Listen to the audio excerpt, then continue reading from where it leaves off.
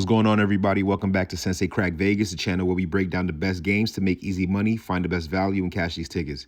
We went 10-1-1 today. You can call me Himothy. I'm him. I'm him Jones. Himmy Neutron. I'm Himmy Turner. Stop playing with me. Come on. Can I get a sub, a like, and a comment, though? I've been feeding y'all some sauce. I'm in the kitchen like there's a spill on the floor. Come on. Phillies first five cash. Phillies first five run line cash. Phillies money line cash. The regular run line cash. Phillies team total over 4.5 cash. Yeah, they saved me.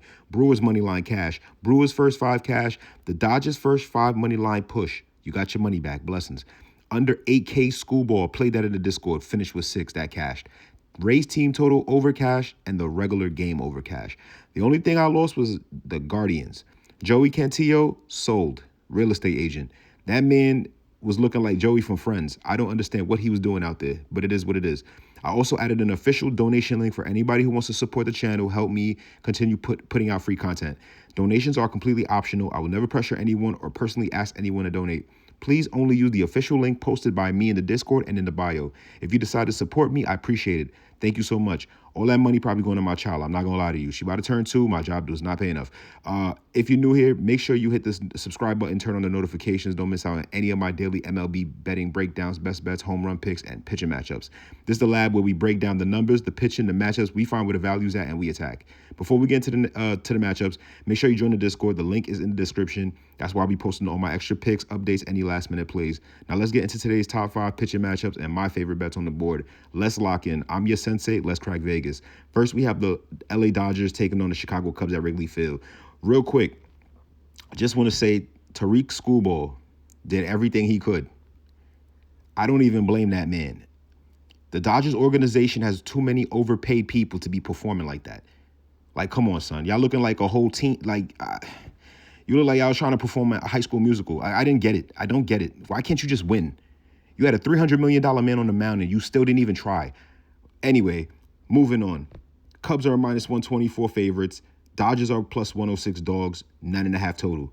The matchup is Eric Lauer versus Shota. Battle of the left-handed starters. Eric Lauer, he gets the ball entering 6-5, 4.50 ERA with a 56 strikeouts. Lauer isn't an overpowering pitcher, so he has to survive by locating his fastball, changing speeds, and keeping hitters from sitting on one pitch. He's garbage. He's dirt. He's Oscar the Grouch garbage. I really want to fire on the Dodgers because they're plus money. How often does it happen? I think that only happened like 3 times this year. But it's Eric Lauer. How can you back this man? On the other side, Chicago, they send out Shota Imanaga. 7-9, 3.67 ERA, 119 strikeouts. Imanaga has been more consistent and trustworthy in this matchup.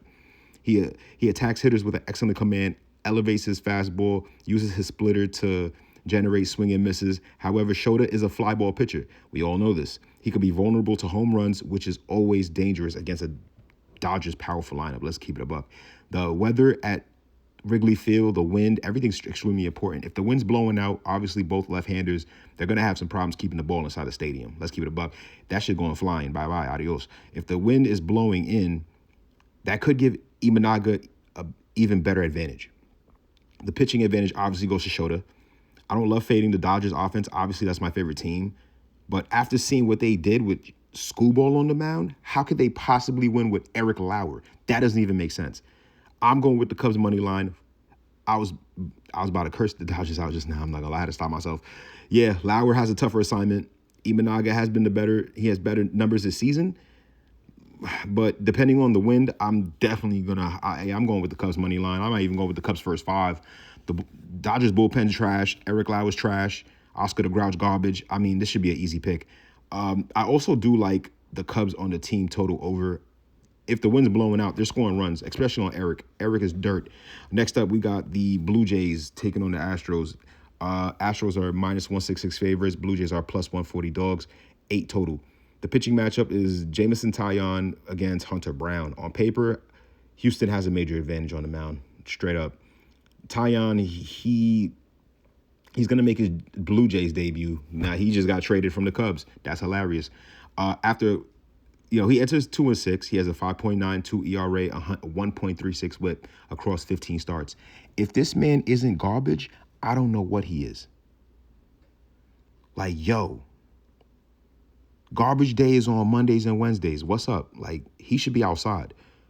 Um, Damn, he's garbage. He allowed 25 home runs in only 76 innings. You serious? Are you serious, bro?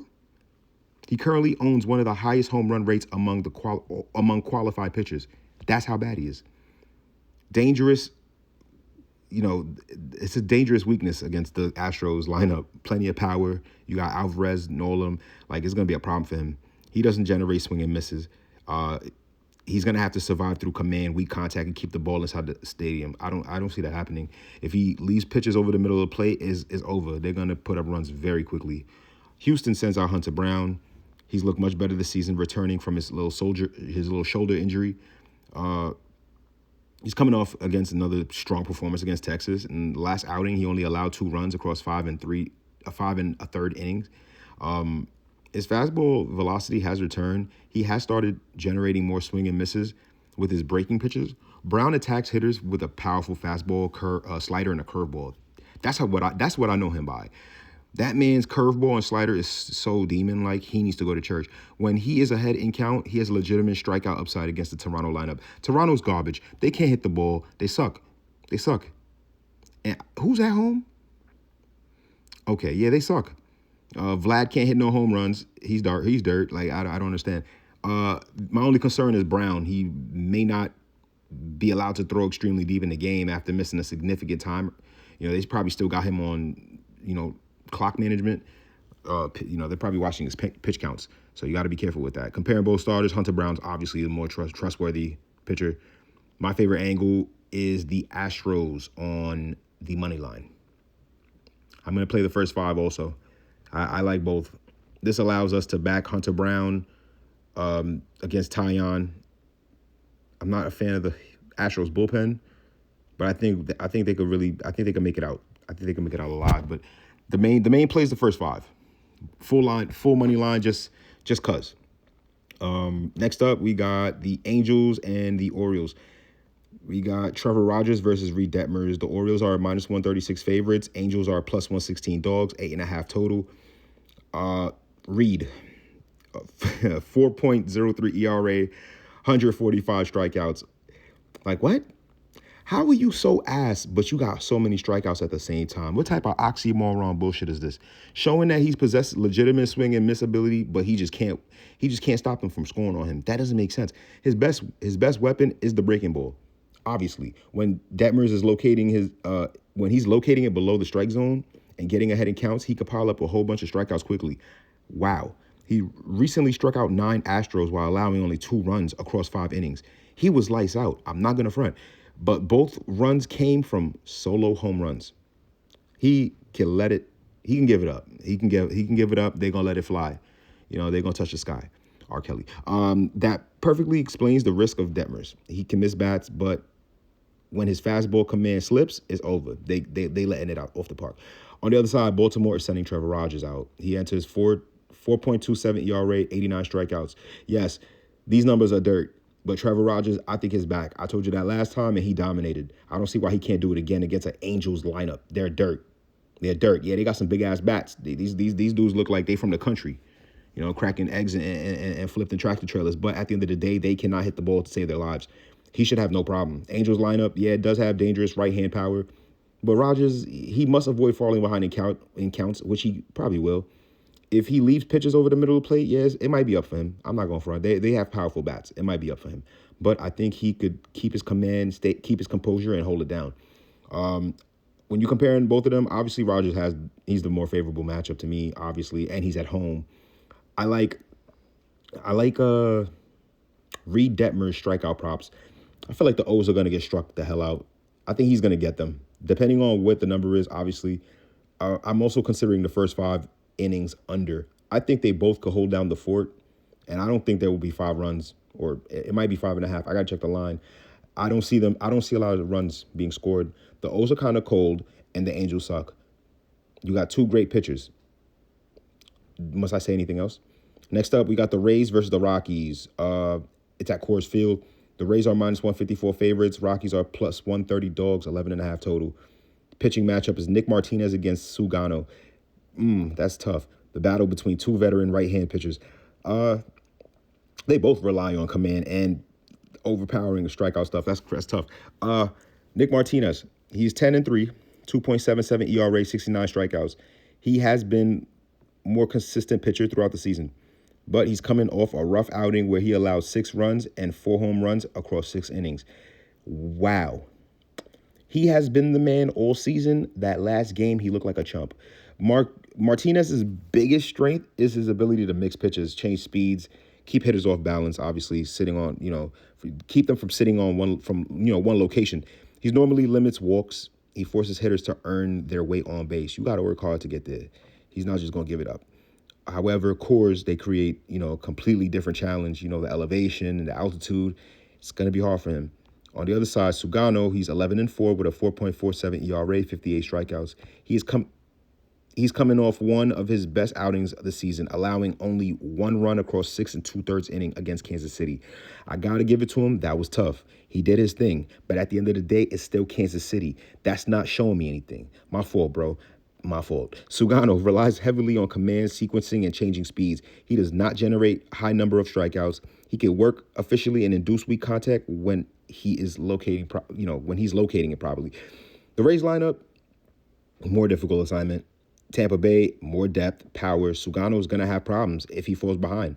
If he's forced to challenge hitters inside the strike zone, it's going to be a problem for him. They're going to let it off. Junior and them, not playing with this boy.